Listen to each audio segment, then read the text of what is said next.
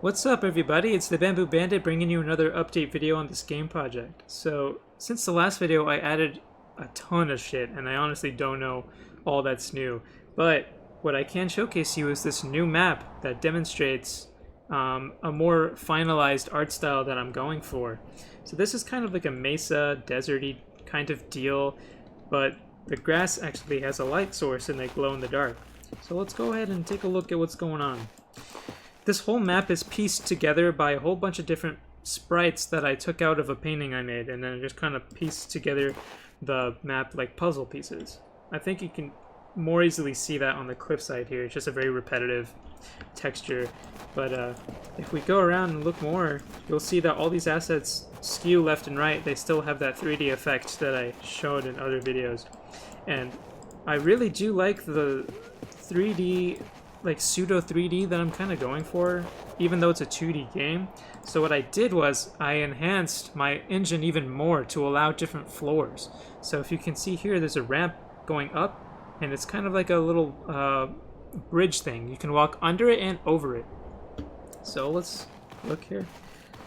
So I can't walk off of it, but I can go under it like so. It took about like 1 or 2 weeks of work to get that done, and honestly that was inspired from a trip that I took to Seattle for PAX West. I went to the Pike Place market and I was like, dang, this marketplace is so cool. There's like all these different levels and like staircases everywhere, and then it kind of made me sad that my game couldn't handle a map like that until now. What else did I add that's new? Damage numbers. I'm trying to make the game just look more polished in general, so I'm adding more effects, particle effects, and just like damage numbers, whatever a typical, RPG would have. So let's spawn this guy right here, and I'll showcase the Fireball's new particle effects. So it looks way more hefty, way more heavy, and boom, you're seeing these damage numbers now. So he's doing 0 damage, stealing my health, but if you notice, these numbers are flying towards them to represent that they're sucking off my health. So these numbers do have a velocity to them based on the kind of damage and where it's coming from.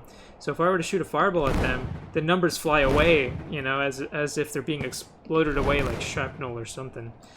So I could also steal their health, and the numbers, you can totally see what's going on. So let's throw a fireball, and then boom.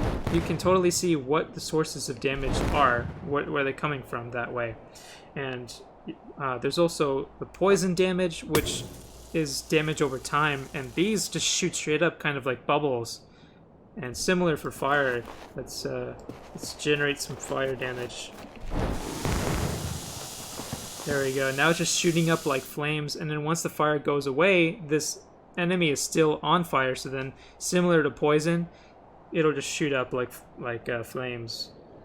So I really think that it's a more polished look in general, and for the next video that's coming up, I'm going to really rework the whole art style of the game. So you can see some of that with the map, you can see some of that with these damage numbers and the fireball effect, but I want to go even more and completely overhaul and polish the look, just so people can see what I'm going for and kind of take the project more seriously.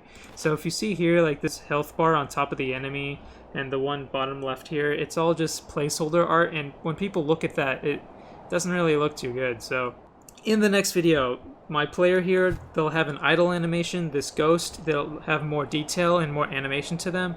There'll be like a knockback animation to everything, more smack impacts like blood, and maybe some swoosh animations of the sword.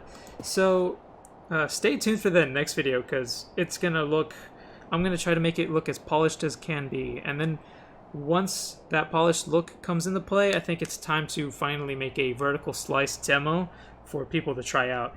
So this is a great stage of development for me. It's very exciting. I'm on the cusp, on the top of the hill in terms of developing the engine, and now it's almost downhill, just rolling and adding content to the game.